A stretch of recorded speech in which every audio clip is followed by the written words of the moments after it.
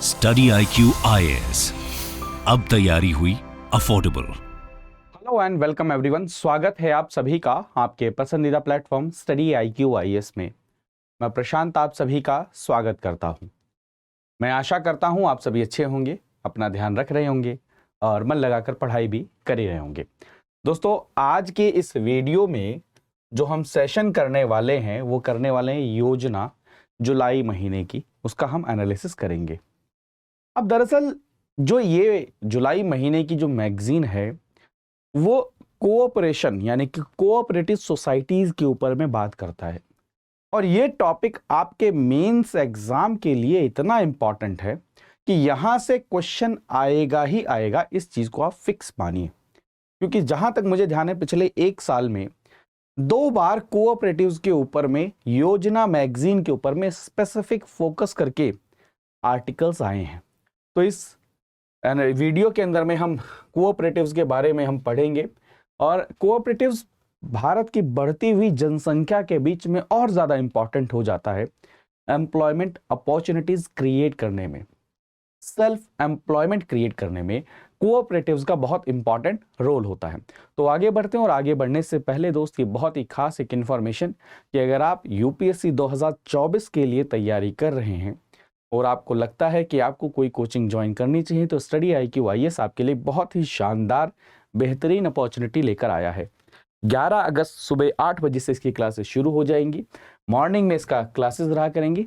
आपको मात्र 29,999 में PRT लाइव कोड यूज करके आप इसका एक्सेस कर सकते हैं। इस सेशन की PDF हो या फिर मेरे द हिंदू न्यूज़पेपर की PDF हो या फिर मेरे द हिंदू न्यूज़पेपर का एनालिसिस, सारी अपडेट जानने के लिए आप मेरे टेलीग्राम चैनल को ज्वाइन कर सकते हैं।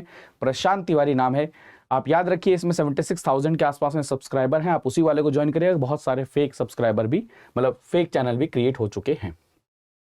तो सबसे पहले कोऑपरेटिव्स के बारे में कुछ बेसिक्स हम जानते हैं। दरअसल देखिए, हमारे कॉन्स्टिट्यूशन के अंदर में भी कोऑपरेटिव्स का जिक्र है और अगर आप कोऑपरेटिव्स को हमारे फ्रीडम स्ट्रगल के बाद से देखें, फ्रीडम स्ट्रगल के दौरान भी देखें, तो महात्मा गांधी जी, उनका भी बहुत ज्यादा फोकस था कोऑपरेटिव्स के ऊपर में। उनका यह कहना था कि जब तक सशक्त और आत्मनिर्भर गांव नहीं बनेंगे तब तक देश की प्रगति और विकास नहीं हो सकता। ये चीज आप जानते ही हैं। और हमारे देश के अंदर में फिर हमने फंडामेंटल राइट्स के अंदर में एसोसिएशंस को फॉर्म करना, DPSP के अंदर में कोऑपरेटिव्स के प्रमोशन की बात करना और उसके बाद में एक अलग से मिनिस्ट्री को क्रिएट करना, ये सारी डेवलपमेंट है किससे रिलेटेड? कोऑपरेटिव से रिलेटेड। और प्रेजेंट टाइम में कोऑपरेटिव्स के ऊपर में बहुत ज्यादा क्या दिया जा रहा है? फोकस किया जा रहा है। तो what do you mean by cooperation? तो कोऑपरेशन है क्या? ये कॉन्सेप्ट कहां से आता है? जहां पर ग्रुप ऑफ पर्संस जिनकी कोई कॉमन इकोनॉमिक नीड है वो वॉलंटरली यानी कि अपने आप से स्व इच्छा से एक साथ आते हैं और क्या करते हैं? अपने रिसोर्सेज को पूल करते हैं। जो भी उनके पास में रिसोर्सेज हैं, ह्यूमन और मटेरियल, मेरे पास में काम करने के रिसोर्सेज है, मैं उसको लेकर आया। किसी के पास में रॉ मटेरियल, उसको इकट्ठा किया। तो अपने पहले पॉइंट समझिए, वॉलंटरी लेवल पर पर्सन का ग्रुप। तीसरा क्या? जहां पर वो पूल करते हैं अपने रिसोर्सेज को, मटेरियल को, और उसका यूज करते हैं म्यूचुअल बेनिफिट के लिए। उसको हम बोलते हैं क्या? कोऑपरेटिव्स बोलते हैं, कोऑपरेशन बोलते हैं। मैं फिर कह रहा हूं, एक बार इसकी डेफिनेशन समझिए। The concept of cooperation envisaged a group of person. पहला पॉइंट देखिए, कीवर्ड याद रखिए। पहला, जहां पर एक और एक से ज्यादा कॉमन इकोनॉमिक नीड हो, यानी कि common economic need. Second keyword, who voluntarily, यानी कि तीसरा कीवर्ड क्या है? वॉलंटरली आपस में क्या करते हैं? कोऑपरेट करते हैं, एक साथ आते हैं। और चौथा कीवर्ड क्या है? पूल करते हैं, इकट्ठे लेकर आते हैं। और किस चीज के लिए? पांचवा कीवर्ड, म्यूचुअल बेनिफिट के लिए। तो इसको हम बोलते हैं क्या? कोऑपरेटिव्स बोलते हैं। तो इन शॉर्ट, अगर आप अपने गांव में देखें या अपने शहर में देखें, वहां पर अगर मान के चलिए कुछ लोग अपने कुछ रिसोर्सेज को एक साथ लेकर आते हैं, अपने कुछ कॉमन प्रॉफिट को अचीव करने के लिए, और अपने आप को रजिस्टर करते हैं, तो क्या होगा? वो कोऑपरेटिव्स के रूप में हम देखते हैं। तो कोऑपरेशन एक प्रकार का क्या है? ऑर्गेनाइजेशन है, इकोनॉमिक। जहां पर सर्टेन वैल्यूज ऑफ लाइफ को एनविसाज किया जाता है कि आप आपस में कोऑपरेटिव कर रहे हैं, एक दूसरे के ऊपर में ट्रस्ट कर रहे हैं और म्यूचुअल बेनिफिट के लिए काम कर रहे हैं। ये वॉलंटरी है, डेमोक्रेटिक है, क्योंकि जब आप कई सारे लोग यहां पर आते हैं तो जो डिसीजन मेकिंग होना चाहिए वो क्या होना चाहिए, डेमोक्रेटिक होना चाहिए। और साथ में क्या है, एसोसिएशन है किस चीज का, ह्यूमन बीइंग्स का। ठीक है, तो प्लीज याद रखिएगा, ये इसकी डेफिनेशन होगी, यहां से क्वेश्चन आ सकता है। अब कई प्रकार के कोऑपरेटिव्स हमें देखने को मिलते हैं, जैसे कंज्यूमर कोऑपरेटिव सोसाइटीज देखने को मिलती है, प्रोड्यूसर कोऑपरेटिव सोसाइटीज देखने को मिलती है, मार्केटिंग कोऑपरेटिव सोसाइटीज आप देखेंगे, क्रेडिट कोऑपरेटिव जो पैसा प्रोवाइड करते हैं, प्लस में आप देखिए कोऑपरेटिव हाउसिंग सोसाइटी आपने कई बार नाम सुना होगा। ठीक है, तारक मेहता देखा होगा तो आपको पता होगा। ठीक है, गोकुलधाम। ठीक है, उसके बाद है फार्मर्स, कई सारे फार्मर्स अलग अलग रिसोर्सेज को यूज करने की बजाय आपस में अपने रिसोर्सेज को पूल करें और अपने प्रोडक्शन को इंक्रीज करें, साथ में वो क्या करें, उनकी जो बार्गेनिंग कैपेसिटी है उसको भी क्या करें, एनहांस करें। तो ऐसे कोऑपरेटिव्स बहुत सारे क्या करते हैं, काम करते हैं। आपने लिज्जत पापड़ का एग्जांपल सुना होगा, आपने अमूल दूध का एग्जांपल सुना होगा। तो ये कुछ बहुत बेसिक, और जैसे आपने नंदिनी कर्नाटका इलेक्शन में सुना होगा। तो ये बहुत बड़े एग्जाम्पल हैं किसके, कोऑपरेटिव के। ठीक है, तो कोऑपरेटिव सिर्फ और सिर्फ हमेशा प्रॉफिट का मतलब नहीं होता, ये भी चीज समझिए। प्राइवेट एंटरप्राइजेज या प्राइवेट जो कंपनीज है और कोऑपरेटिव में यही तो सबसे बड़ा डिफरेंस है। जो प्राइवेट एंटिटी है वो मेजर उनका कंसर्न होता है क्या, प्रॉफिट पे, लेकिन जो कोऑपरेटिव्स होते हैं वहां पे सभी प्रकार के इकोनॉमिक कंसर्न्स को ध्यान में रखा जाता है। All economic concerns run for profit and profit making, आप सभी जानते हैं। बट कोऑपरेटिव्स क्या कहता है, जहां पर वो सर्विसेज भी देता है उनके मेंबर्स को without the sole intention of making profit. जैसे फॉर एग्जांपल कई कोऑपरेटिव्स ऐसी भी होती हैं कि जहां पर पैसे को पूल किया जाता है और अगर किसी मेंबर को जरूरत है किसी समय पर पैसे की तो उनको पैसा प्रोवाइड करा जाता है। तो कोऑपरेटिव्स और प्राइवेट एंटिटीज के बीच में सबसे बड़ा डिफरेंस ये हमें नजर आता है। तो व्हाट इज कोऑपरेटिव सोसाइटीज, तो इसकी एक फॉर्मल डेफिनेशन देख लें। अगर आप देखें तो N autonomous open and voluntary association जो है किसका, पर्सन का है। वीकर सेक्शन ऑफ सोसाइटी, वो मिले, एक साथ मिले, किस चीज के लिए, कॉमन सोशियो इकोनॉमिक चीजों को क्या करने के लिए, एड्रेस करने के लिए, कल्चरल नीड एस्पिरेशंस को अचीव करने के लिए, जहां पर वो जॉइंटली ओन करते हैं, डेमोक्रेटिक प्रोसेस से कंट्रोल करते हैं उस पूरे एंटरप्राइजेस को, उसको हम बोलते हैं कोऑपरेटिव सोसाइटी बोलते हैं। अब कोऑपरेटिव सोसाइटी भी वैसे दो प्रकार की होती है, एक मल्टी स्टेट कोऑपरेटिव सोसाइटीज होती हैं जिनको नेशनल लेवल पर रजिस्टर किया जाता है, और एक स्टेट कोऑपरेटिव सोसाइटीज होते हैं जिनको स्टेट के अंदर में रजिस्टर किया जाता है। ठीक है, वो भी पढ़ेंगे, लेकिन याद रखिएगा हमारे कॉन्स्टिट्यूशन के अंदर में ही प्रोविजन है क्या है, आर्टिकल 19(1) सब क्लॉज सी अगर आप देखेंगे तो क्या कहता है, ये कहता है कि all citizen shall have the right to form associations और यूनियन, यानी कि एसोसिएशन की बात की जा रही है, यानी कि यहां पर कोऑपरेटिव्स की बात की जा रही है। फिर अगर आप देखेंगे और कॉन्स्टिट्यूशन के अंदर में कहां पर है, आप देखेंगे डीपीएसपी में, directive principles of state policy में भी कोऑपरेटिव्स का हमें जिक्र देखने को मिलता है 43 बी में, जहां पर प्रमोशन ऑफ कोऑपरेटिव सोसाइटीज की बात की जाती है। इसीलिए आपको ध्यान होगा कि कोऑपरेटिव सोसाइटीज के लिए मिनिस्ट्री ऑफ कोऑपरेशन को क्या किया गया है, गठित किया गया, जिसके कौन है मिनिस्टर, मिनिस्टर ऑफ इस समय कौन है, अमित शाह जी, याद रखिएगा, नाम से अब याद रहेगा। ठीक है, ऐसी अगर आप देखेंगे पार्ट 9B हमारे कॉन्स्टिट्यूशन का कॉन्स्टिट्यूशनल स्टेटस देता है कोऑपरेटिव सोसाइटीज को, प्लीज इस पॉइंट को नोट करिएगा। देखिए डीपीएसपी में है, फंडामेंटल राइट में भी आपने देख लिया, एंड साथ में पार्ट 9B में भी आप देखेंगे कॉन्स्टिट्यूशनल स्टेटस मिलता है किसको, कोऑपरेटिव्स को। तो इससे आप अंदाजा लगा सकते हैं कि कोऑपरेटिव सोसाइटीज कितनी इंपॉर्टेंट। मैं ये इसलिए बार बार कह रहा हूं, देखिए हमारी अगर इकोनॉमिक ऑफ देखेंगे तो वहां पर एम्प्लॉयमेंट क्रिएट करना बहुत इंपॉर्टेंट हो जाता है, प्लस में जो रिसोर्सेज उनका जुडिशियल यूज होना वो भी बहुत इंपॉर्टेंट हो जाता है, प्लस में अगर आपकी कोई अदर नीड है उसको फुलफिल करना ये भी बहुत इंपॉर्टेंट है। तो वहां पर कोऑपरेटिव्स बहुत इंपॉर्टेंट रोल प्ले कर रहे हैं। और मैंने जैसा कि आपको बताया दो टाइप के कोऑपरेटिव्स मिलते हैं हमें, एक स्टेट कोऑपरेटिव सोसाइटीज एंड एक मल्टी स्टेट कोऑपरेटिव सोसाइटीज। जो मल्टी स्टेट कोऑपरेटिव सोसाइटीज हैं वो सेंट्रल गवर्नमेंट के अंडर में आती हैं, और जो स्टेट कोऑपरेटिव सोसाइटी है वो अपने रेस्पेक्टिव स्टेट गवर्नमेंट के अंडर में आती हैं। ठीक है, तो आपको कोऑपरेटिव की कुछ बेसिक चीजें पता चल चुकी होंगी। अब जैसे हम बार बार कहते हैं कि भाई सहकार यानी कि साथ में मिलकर क्या करना, काम करना, वहां से हमें समृद्धि को हासिल करना है। क्या करना है? समृद्धि को हासिल करना है। जैसे मैं आपको एग्जांपल देता हूं, ग्राम की कुछ महिलाओं ने बैठकर एक साथ डिसाइड किया कि हम क्या करते हैं, अचार बनाने का कार्यक्रम करते हैं या अचार बनाने का हम बिजनेस शुरू करते हैं। तो कुछ महिलाएं आई साथ में, उन्होंने एक कोऑपरेटिव के नाते वॉलंटियर लेवल पर आए और उनका मेन ऑब्जेक्टिव क्या था?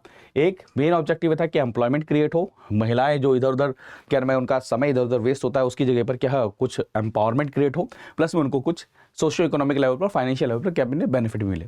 तो उन्होंने कोऑपरेटिव बनाया जहां पर अपने रिसोर्सेज को, किसी का पैसा था, किसी का तेल था, किसी के पास में आम था, सब लेकर आए, वहां पर उसको प्रोडक्शन किया, उसके बाद उसको सेल किया। तो ये क्या एक एग्जाम्पल मैंने बहुत ही सिंपल सरल भाषा में दे दिया। तो इसीलिए आप देखेंगे रिसेंटली मिनिस्ट्री ऑफ कोऑपरेशन का भी गठन किया गया 2021 के अंदर में। सह एंड कार्य को अगर आप देखा जाए, इसका मतलब क्या होता है? कोऑपरेशन कहा जाता है, ठीक है, जिसके अंदर में आप दो वर्ड को मिला रहे हो, जहां पर क्या कह रहे हो कि कार्य और सह का मतलब क्या कि वर्किंग टुगेदर, ऐसा करके आप कह रहे हो, ठीक है। तो यही उसकी प्रिंसिपल है कि वॉलंटरी लेवल पर होना चाहिए, मेंबरशिप ओपन होनी चाहिए विदाउट एनी डिस्क्रिमिनेशन। ये नहीं होना चाहिए कि भाई साहब अमीर अमीर लोग गांव के सभी एक साथ बैठ गए कि हम अपना कोऑपरेशन बनाते हैं, नहीं, डिस्क्रिमिनेशन नहीं होना चाहिए, सभी के लिए ओपन होना चाहिए। मेंबर ऑफ इकोनॉमिक पार्टिसिपेशन, जो मेंबर्स कंट्रीब्यूट करते हैं, इक्वली कंट्रीब्यूट करते हैं, कंट्रोल करते हैं, यूटिलाइज करते हैं किसको? कैपिटल को। ऑटोनॉमी रहती है, इंडिपेंडेंस रहता है, ठीक है। आप देखेंगे डेमोक्रेटिक मेंबर कंट्रोल रहता है, सभी का अपना अपना से रहता है, कोई इंडिविजुअल आधिपत्य जमाकर डिसीजन नहीं ले सकता है। एजुकेशन एंड ट्रेनिंग इंफॉर्मेशन, यहां पर क्या है? Provision of member education and training. ये बहुत इंपॉर्टेंट है कि जो मेंबर हैं उनको कैसे ट्रेन किया जाए, इसके लिए आप देखेंगे गवर्नमेंट बहुत ज्यादा क्या कर रही है, इसके ऊपर भी काम करती है, ठीक है, जहां पर elected representative, managers and employ of cooperatives को ट्रेन किया जाना, ठीक है। कम्युनिटी के लिए काम करना, जैसे फॉर एग्जांपल आप लिखिए राइट पॉलिसी को अप्रोच करना, राइट डेवलपमेंट मेजर्स को रखना, ये सब चीजें भी रहती हैं, ठीक है। तो स्टैटिस्टिक्स अगर देखें, कुछ डाटा अगर देख लें तो क्या है, इंडिया के पास में कोऑपरेटिव्स का हमें जिक्र बहुत समय पहले को मिलता है, और अगर 8.54 8.5 लाख कोऑपरेटिव्स हैं, जिसके अंदर में 80% जो कोऑपरेटिव्स है नॉन क्रेडिट कोऑपरेटिव। ये थोड़ा सा समझिए, मान के चलिए किसी ने क्या किया, कोऑपरेटिव बना लिया, किस लिए कि हम भैया पैसा लोगों को उधार देंगे समय पड़ने पर, तो उसको क्या बोला जाता है? कोऑपरेटिव बोला जाता है। कौन से? Credit cooperative. और नॉन क्रेडिट कोऑपरेटिव्स कौन कौन से हो सकते हैं? मान के चलिए कोई चीज प्रोड्यूस करना चाहते हो, मार्केट में आप एग्रीगेटर हो, फैसिलिटेटर हो, बहुत अलग अलग प्रकार के कोऑपरेटिव्स बनाए जा सकते हैं। समाज में कुछ काम करना चाहते हो, कुछ प्रॉफिट अर्न करके आप समाज में उसमें कंट्रीब्यूट करना चाहते हो, अलग अलग प्रकार के। तो 80% जो हमारे यहाँ पर कोऑपरेटिव्स हैं वो नॉन क्रेडिट क्या है? कोऑपरेटिव्स हैं, ठीक है। और नॉन क्रेडिट कोऑपरेटिव्स यानी कि वो इकोनॉमी के अंदर में क्या कर रहे हैं? पॉजिटिव कंट्रीब्यूट कर रहे हैं। तो कुछ कुछ कोऑपरेटिव्स के प्रिंसिपल अगर देखें हम, क्या है? इंक्लूसिव ग्रोथ की बात करता है, जहां पर आप इंश्योर करते हो ऑल इंक्लूसिव ग्रोथ। हिस्ट्री अगर देखा जाए तो सरदार वल्लभ भाई पटेल जी, उन्होंने आप देखेंगे आनंद में, आनंद मिल्क यूनियन लिमिटेड, अमूल जिसको हम बोलते हैं, उसका क्या किया उन्होंने? वहां पर क्या किया था? उसके बीज बोए, ठीक है। और धीरे धीरे धीरे करके आप सभी जानते हैं कि ये जो कोऑपरेटिव सोसाइटी है इस समय इंडिया के अंदर में नहीं, वर्ल्ड के अंदर में अमूल कितना फेमस है, कितने लार्ज नंबर पे क्या करता है? एम्प्लॉयमेंट क्रिएट कर रहा है, कितने लार्ज नंबर पर वैल्यू एडिशन कर रहा है, वैल्यू क्रिएशन कर रहा है, ठीक है। तो कोऑपरेटिव्स को और बढ़ावा देने के लिए क्या है? Multi state cooperative export society बनाई गई, जहां पर क्या किया जाएगा? एक्सपोर्ट को, जो गुड्स और सर्विसेज हैं, किसके द्वारा? कोऑपरेटिव्स के द्वारा, उनको क्या किया जाएगा? एक्सपोर्ट किया जाएगा। क्या किया जाएगा? एक्सपोर्ट किया जाएगा। इसका मेन काम क्या है? नेशनल लेवल की जो कोऑपरेटिव सोसाइटीज हैं, प्राइमरी हो, डिस्ट्रिक्ट हो, स्टेट लेवल पर कहीं कहीं भी हो, उसको क्या करना? वो आगे की तरफ में बढ़ाना, उनके एक्सपोर्ट को इंक्रीज करना, ठीक है, ठीक है। Will act as an umbrella organisation for export of surplus good and services, ठीक है। आप ये देखें। दूसरा अगर आप देखिए multi state cooperative organic society, इसका मेन ऑब्जेक्टिव क्या है? इसका बेनिफिट क्या है? जो डिमांड और कंजम्पशन के अंदर में गैप रह जाता है ऑर्गेनिक प्रोडक्ट का, उसको फिल किया जाएगा। मान के चलिए ऑर्गेनिक सोसाइटी अगर रहेगी तो क्या होगा? कई जगह पर आप देखेंगे कि फार्मर्स जो हैं ऑर्गेनिक खेती की तरफ आगे बढ़ रहे हैं, लेकिन क्या दिक्कत है कि वहां पर उतना ज्यादा डिमांड को कोई फुलफिल नहीं कर पा रहा, मार्केट की जो नीड है उसको फुलफिल नहीं कर पा रहा। कई जगह पर प्रोडक्शन हो रहा है बट मार्केट के अंदर में जो ब्रांडिंग है, मार्केटिंग है ऑर्गेनिक प्रोडक्ट्स की, उसके अंदर में, तो ये सारी की सारी चीजें क्या है, कोऑपरेटिव्स को हेल्प करने के लिए बनाई गई है। ठीक है, तो कोऑपरेशन लेड इकोनॉमिक मॉडल, यहाँ पर इस मॉडल के अंदर में क्या किया जा रहा है, जहां पर आप रीजनल डेवलपमेंट कर रहे हो, यहाँ पर आप लोकल एंटरप्रेन्योर्स को क्या कर रहे हो, प्रमोट कर रहे हो, और सिर्फ अपने विलेज के अंदर में, अपने डिस्ट्रिक्ट के अंदर में ही चीजें फुलफिल करने की नहीं, आप ऐसी चीजें बनाएं जो आप इंटरनेशनल लेवल पर क्या कर सकते हो, उसको आप एक्सपोर्ट कर सकते हो। प्राइम मिनिस्टर मोदी जी ने स्क्वाड एक ऐसा वर्ड बोला था, तो एस से क्या हो गया, सेल्फ रिलायंस, आत्मनिर्भर। आप जितना ज्यादा चीजों का, चाहे सर्विस हो चाहे गुड्स हो, उसका प्रोडक्शन खुद करेंगे तो आप उतना ज्यादा आत्मनिर्भर होते जाएंगे। लेकिन प्रोडक्शन के साथ साथ में क्या नाम है, या फिर सर्विसेज के साथ साथ में आपकी क्वालिटी परफॉर्मेंस भी होनी चाहिए, क्वालिटी के साथ में कॉम्प्रोमाइज नहीं होना चाहिए। Unshakeable cooperative movement, accountability in governance. अब आप खुद सोचिए, आप कोऑपरेटिव्स के अंदर में जब इन्वॉल्व होंगे और वहां पर क्या करेंगे, आप अगर इन्वॉल्व होने के साथ साथ में क्या कर रहे हैं, वहां पर उसको मैनेज कर रहे हैं, गवर्नेंस कर रहे हैं, तो accountability in governance and development through modern technology, ऐसा करके स्क्वाड करके एक डेफिनेशन दी थी। ठीक है, तो आप इसको भी नोट कर लीजिएगा। तो एटर्नल प्रिंसिपल क्या है, इंडियन क्वालिटी, इंडियन कोऑपरेटिव्स के समृद्धि, प्रोस्पेरिटी, सहजीवन, जहां पर एक साथ आप एक दूसरे के साथ में आकर रह रहे हैं, स्वदेशी, मेक इन इंडिया, और स्वनिर्भर, सेल्फ सफिशिएंट होना, दूसरे के ऊपर में नहीं डिपेंडेंट रहना, क्योंकि हम बार बार बात करते हैं ना कि हमारे यहाँ पर इंपोर्ट बहुत ज्यादा हो रहा है। ठीक है, तो कंक्लूजन अगर देखा जाए इसका क्या है, तो कंट्रीब्यूशन क्या है कोऑपरेटिव्स का, ये मल्टीप्लायर इफेक्ट है। जहां पर आप $5 ट्रिलियन इकोनॉमी बनना चाहते हैं, फार्मर की इनकम को इन्हांस करना चाहते हैं, वहां पर कोऑपरेटिव्स बहुत इंपॉर्टेंट क्या कर सकता है, रोल प्ले कर सकता है। दूसरा क्या है, एम्पावरमेंट इज द की। यहां पर आप एक और चीज समझिएगा कि जो कोऑपरेटिव सोसाइटी हैं वो क्या कर रही हैं, कम्युनिटी को भी एम्पावर कर रही हैं। और प्लस में एक पॉइंट मैं हमेशा कहता हूं, जैसे जैसे हमारी आबादी बढ़ रही है, अब जैसे आपको अमूल का एग्जांपल दिया, तो आप खुद सोचिए अमूल ने कितने लोगों को एम्प्लॉयमेंट दिया होगा। तो ऐसे कोऑपरेटिव्स जो है आत्मनिर्भरता तो ला ही रहा है, और कहीं कहीं पर आत्मनिर्भरता के साथ में क्या हो रहा है, जॉब क्रिएशन भी हो रहा है। ठीक है, तो कुछ इश्यूज भी इसके अंदर में। सबसे पहला इशू क्या है, सबसे पहला इशू अगर आप देखा जाए कि आपको रीजनल डिस्पैरिटी को खत्म करना पड़ेगा। यह सबसे बड़ी परेशानी है। क्या है कि अभी हमारे देश के अंदर में मैक्सिमम जो कोऑपरेटिव्स हैं वो कुछ सर्टेन रीजन के अंदर में ही क्या है, वहीं पर ही है। तो हमें क्या करना पड़ेगा, जो उनकी जो मतलब कहते हैं ना, और प्लस में रीजन हो गया, प्लस में कुछ पर्टिकुलर सेक्टर, जैसे आजकल आप देखेंगे कोऑपरेटिव्स की बात की जाती है तो या तो फार्मर से रिलेटेड, या फिर वो मिल्क से रिलेटेड, या फिर कोई ऐसा प्रोडक्ट जो खेती या किसानी से बनता है। तो इसके अलावा भी हम सोच सकते हैं, यानी कि इसको भी क्या हम डाइवर्सिफाई कर सकते हैं क्या।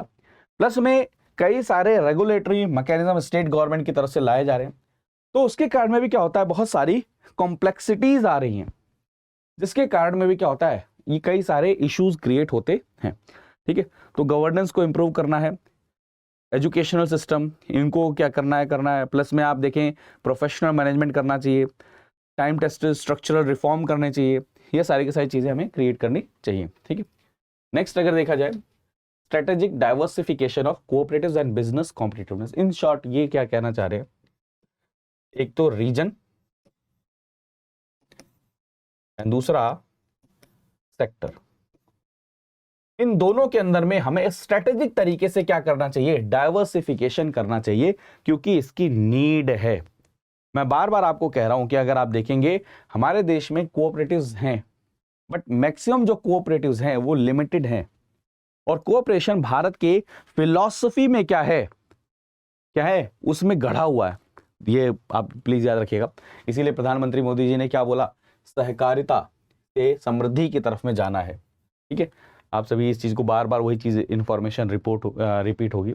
इसका मेन ऑब्जेक्टिव क्या था कि एम्पावर करना है कोऑपरेटिव्स को कि वो कंपीट कर सकें कॉर्पोरेट बिजनेस एंटिटीज से। कई बार क्या होता है, हम कोऑपरेटिव्स को कम हमेशा मानते हैं किससे, बिजनेस एंटिटीज से। तो कई बार क्वालिटी का कंसर्न भी रहता है, प्रोडक्शन क्वांटिटी का भी कई बार कंसर्न रहता है, लैक ऑफ ट्रेनिंग ये भी क्या है कंसर्न रहता है, लैक ऑफ ब्रांडिंग ये भी कंसर्न रहता है। तो क्या है, कोऑपरेटिव्स क्या कर सके, बिजनेस एंटिटीज के बराबर में क्या कर सके, कंपीट कर सके। रेलेवेंट रहें, कॉम्पिटिटिव रहें, कोऑपरेटिव्स को क्या करना पड़ेगा, अपने आप को एनहांस करना पड़ेगा। और इस चीज के लिए हमें नेशनल लेवल पर क्या करना पड़ेगा, डाइवर्सिफाई करना पड़ेगा इन बिजनेसेस को।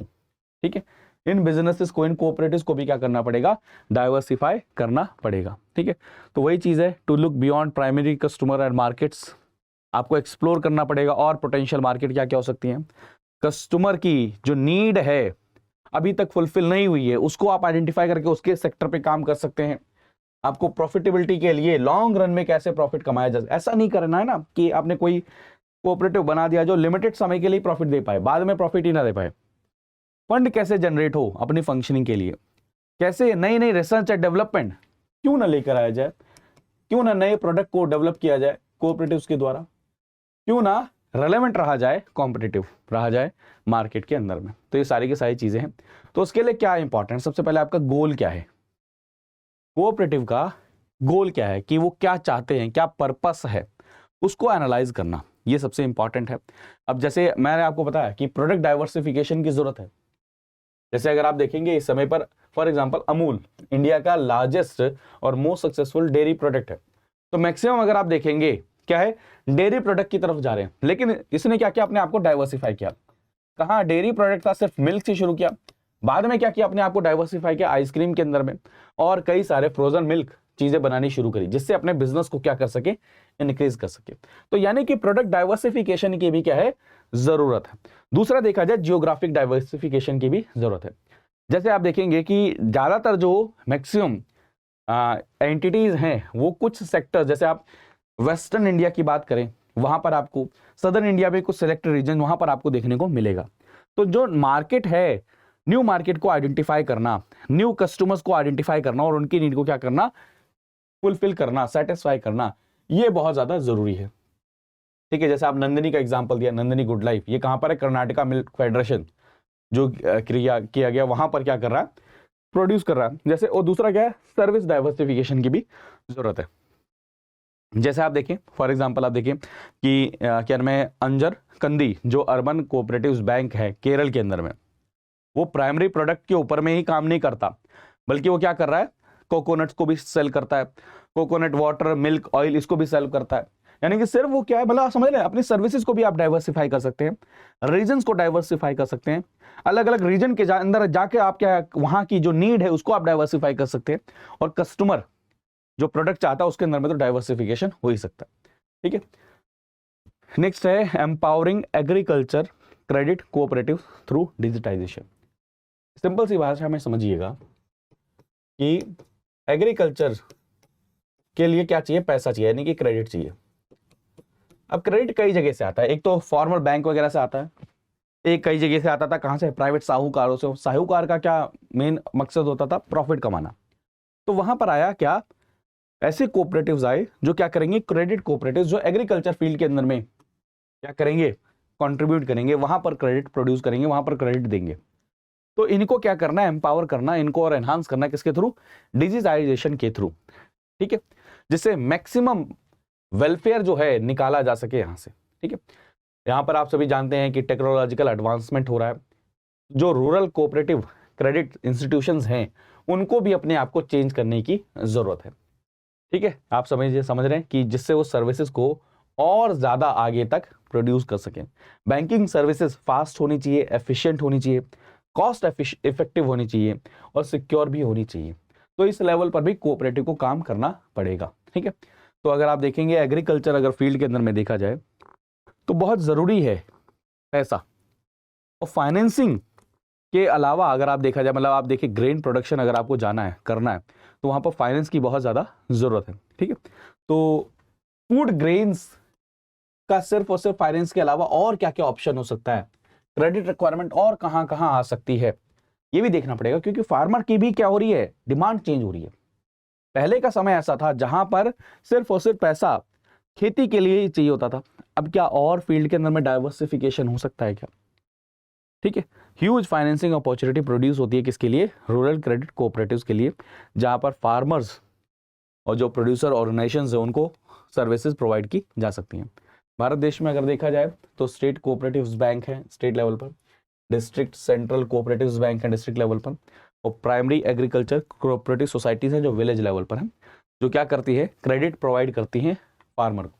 ठीक है, तो short term rural capital rural cooperative credit structure की अगर हम बात करें, इसका मेन ऑब्जेक्टिव क्या है कि टाइमली, सफिशिएंट और अफोर्डेबल क्रेडिट पहुंचाया जा सके किसको, फार्मर को। मैंने बार बार आपको बताया, क्योंकि किसान को क्या चाहिए, कई बार आपको जैसे मान के चलिए खेती करनी है, आपको पता है कि इसकी फसल से पैसा हमें मिलेगा, लेकिन कई बार उसकी जो बुआई करनी रहती है, जो उसका प्रोडक्शन करना रहता है, जो वहां पर आप शुरुआत करनी होती है, वहां पर आपके लिए पैसा नहीं रहता।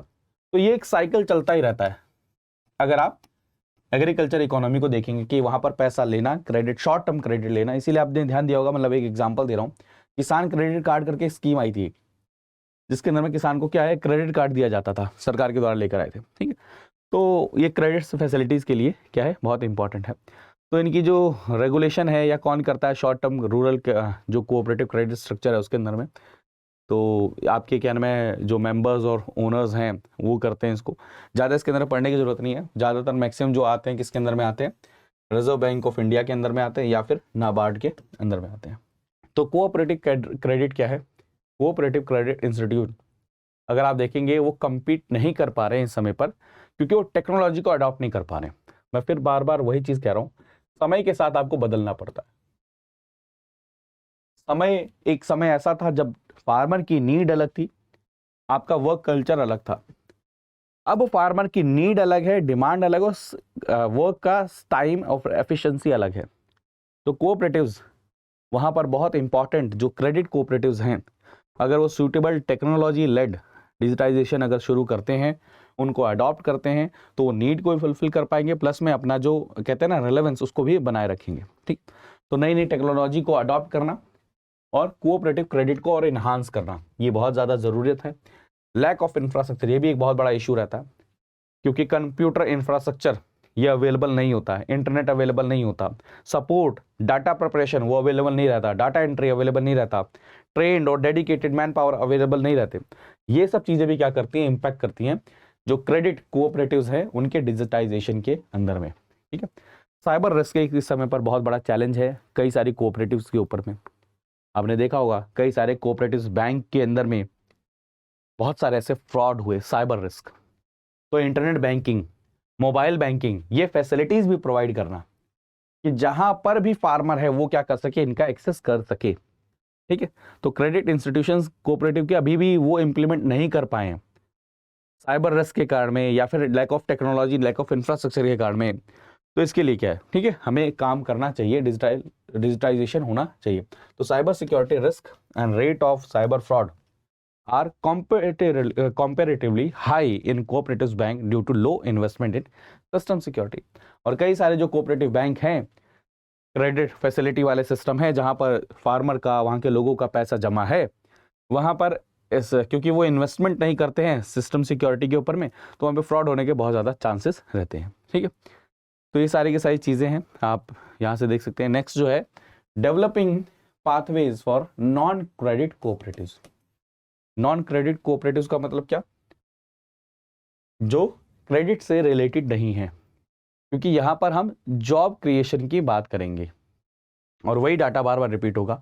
8.5 लाख कोऑपरेटिव्स हैं हमारे देश के अंदर में, देखा जाए 29 करोड़ लोग इसके अंदर में क्या है, इंगेज हैं। आप सोचिए 29 करोड़ लोग इंगेज हैं, यानी कि उनकी जो नीड है वो भी फुलफिल हो रही है, साथ में यहाँ पर क्या हो रहा है, एम्प्लॉयमेंट भी क्रिएट हो रहा है। तो यहाँ पर बहुत ज़्यादा नीड है, ज़रूरत है कि और ज़्यादा अवेयरनेस क्रिएट की जाए, ट्रेनिंग प्रोवाइड की जाए, टेक्नोलॉजिकल जो चीज़ें डिग्रेड हो चुकी हैं उनको अपग्रेड किया जाए, कैसे आगे की तरफ में बढ़ा जाए। ठीक है, तो डिफरेंट जो स्टेट्स हैं उनको इसके ऊपर में फोकस करना चाहिए, और अपने जो मतलब आप ये समझिए ना कि जो कोऑपरेटिव्स हैं वो पर्टिकुलर विलेज, पर्टिकुलर डिस्ट्रिक्ट और फिर पर्टिकुलर स्टेट की डेवलपमेंट के अंदर है बहुत इंपॉर्टेंट रोल प्ले कर सकते हैं और कर रहे हैं।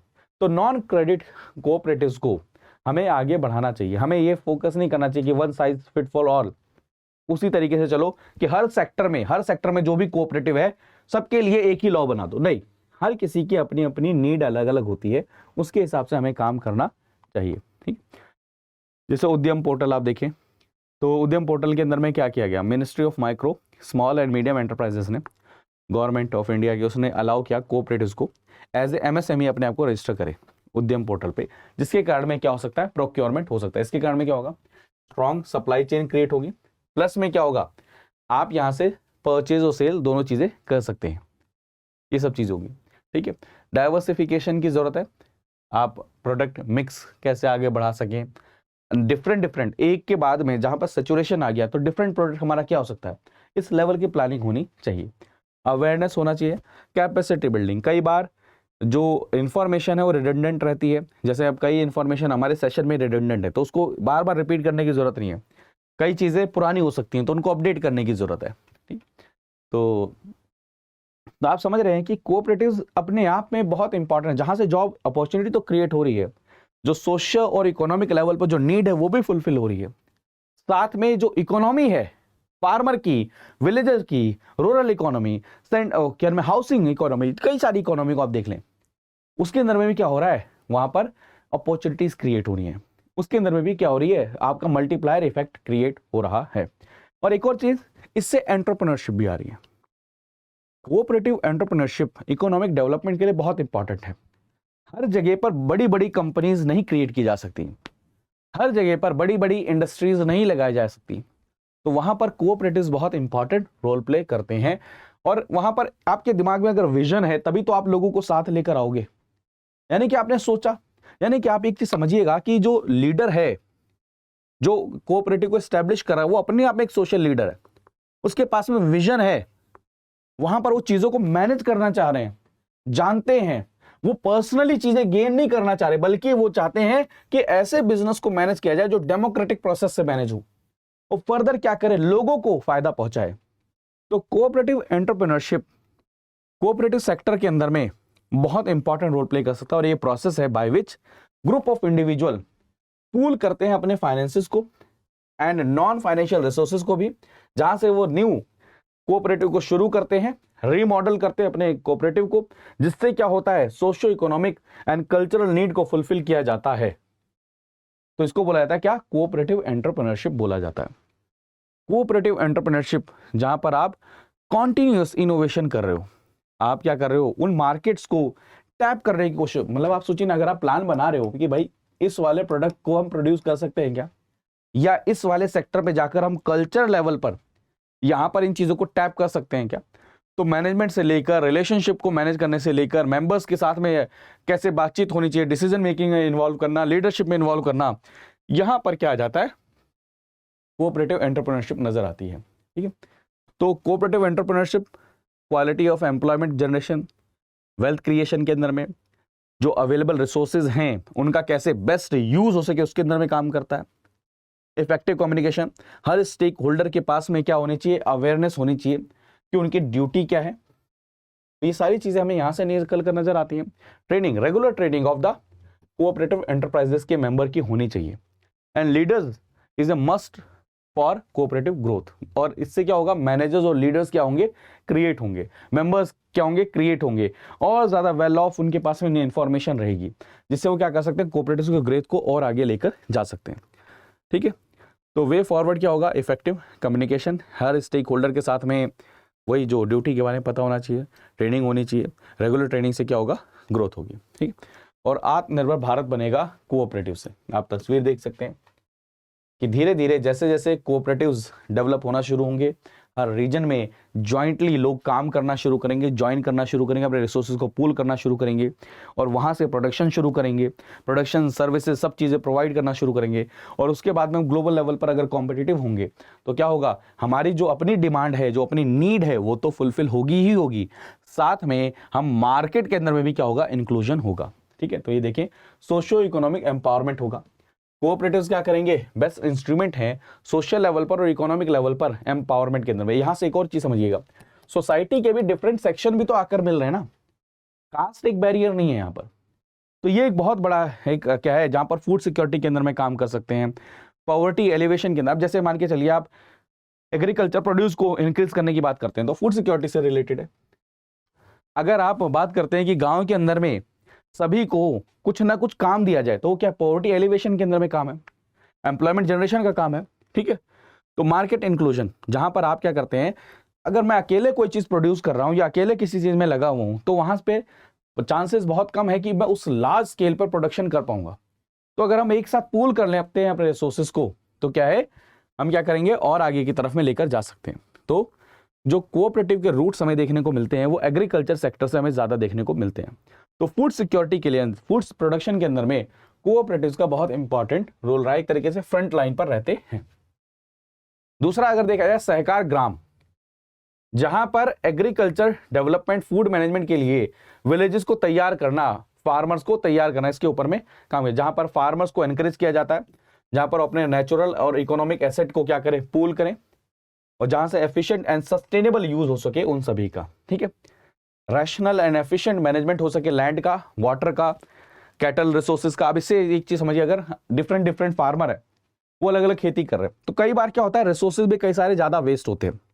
तो अगर मान के चलिए वो एक साथ आए, सारे के सारे गांव ये डिसाइड करें कि हम एक साथ मिलकर खेती करेंगे और हम आइडेंटिफाई करेंगे कि चीजें हमें क्या प्रोड्यूस करनी चाहिए, क्या नीड है, तो आपको सोचिए कितना सस्टेनेबल लेवल पर हम क्या कर सकते हैं, प्रोडक्शन कर सकते हैं। ठीक है, प्लस में विलेज के अंदर में मान के चलिए सोलर, विंड, जो रिन्यूएबल एनर्जी प्रोजेक्ट है उनको लगा सकते हैं, उनके अंदर भी कोऑपरेटिव्स बहुत इंपॉर्टेंट रोल प्ले कर सकते हैं। ठीक है, तो हमें बिजनेस प्रोसेस को और आगे बढ़ाना पड़ेगा, और अगर आगे बढ़ाना है, कोऑपरेटिव्स को आगे और लेकर जाना है, तो वहां पर रिवैम्प करना बहुत ज़्यादा जरूरी है। जैसे फिशरी के अंदर में देखा जाए, अभी एग्रीकल्चर हमने देखा, मिल्क देखा, ऐसे अगर फिश के अंदर में देखें, मछली पालन के अंदर में देखें, तो बहुत सारे कोऑपरेटिव्स इससे रिलेटेड भी क्रिएट हुए। अब क्या है, सनराइज सेक्टर बोला जाता है, जो लगातार क्या है, बढ़ ही रहा है इस समय पर। अगर आप देखें इकोनॉमिक पोटेंशियल देखें भारत का इस सेक्टर के अंदर में, तो हमारी कोस्ट लाइन कितनी बड़ी है, 8000 किलोमीटर बड़ी है। Exclusive economic zone 2 million square kilometre तक फैला हुआ है। इससे अंदाजा लगा सकते हैं कि हमारे पास में कितने ज्यादा अपॉर्चुनिटी है ब्लू इकोनॉमी को यूटिलाइज करने की। हमारा जो फिश के अंदर प्रोडक्शन है वर्ल्ड के अंदर में, वो 3rd लार्जेस्ट प्रोडक्शन है। आप इससे अंदाजा लगाएं ग्लोबल फिश प्रोडक्शन के अंदर में, यहाँ पर तो यहाँ से 1% आप देखा जाए जीडीपी के अंदर में कॉन्ट्रीब्यूशन होता है। तो इस कॉन्ट्रीब्यूशन को 1 से 2%, 3%, 4% कैसे लेकर जाया जाए। तो फिशरी सेक्टर की भी अपनी कुछ परेशानियां हैं। परेशानी सबसे पहली कौन सी आएगी, पैसा, रिसोर्सेज को मैनेज करना। फिश को अगर आपको रखना है फ्रोजन, उसके तरीके से कैसे रखना है, स्टोरेज कैसे करनी है, तो वहां पर कोऑपरेटिव्स का बहुत इंपॉर्टेंट रोल हो जाता है। ठीक है, इकोनॉमिक सिनेरियो को अगर चेंज करना है, सप्लाई से लेकर वैल्यू चेन एडिशन से लेकर आगे ट्रांसपोर्ट से लेकर क्वालिटी को एनहांस करने से लेकर हर जगह पर क्या है, कोऑपरेटिव्स का बहुत इंपॉर्टेंट रोल हो जाता है। तो government of India fishery cooperative sector को इंप्रूव करने के लिए लगातार काम कर रही है। ठीक है, तो फिशरी कोऑपरेटिव मूवमेंट अगर देखा जाए भारत के अंदर में 1913 से शुरू था। प्लीज इस पॉइंट को प्रीलिम्स फैक्ट के लिए याद कर लीजिएगा। जहां पर फर्स्ट फिशरमेन्स सोसाइटी ऑर्गेनाइज होती है, किस नाम से, करला मच्छीमार कोऑपरेटिव सोसाइटी महाराष्ट्र के अंदर में। ठीक है, याद रखिएगा, तो वो इंपॉर्टेंट फैक्ट था। तो आप समझ रहे कोऑपरेटिव्स क्या क्या हेल्प करता है। डेफिनेशन हमने 12 पढ़ ली, वॉलंटियर है, ये है, वो है। सबसे पहली बात तो जो सोशल लेवल पर नीड है, जो इकोनॉमिक नीड है, उसको क्रिएट करता है, एम्प्लॉयमेंट अपॉर्चुनिटीज को क्रिएट करता है, विलेजेस के अंदर में एक दूसरे के साथ में सहभागिता की जो भावना है, जो फीलिंग है, उसको क्रिएट करता है। ठीक है, क्रेडिट अवेलेबिलिटी को क्या करता है, क्रिएट करता है। प्लस में जो कहते हैं ना फेलियर के या फिर शॉक एब्जॉर्बिंग जो कैपेसिटी है, उसको भी क्या करता है, इंप्रूव करता है।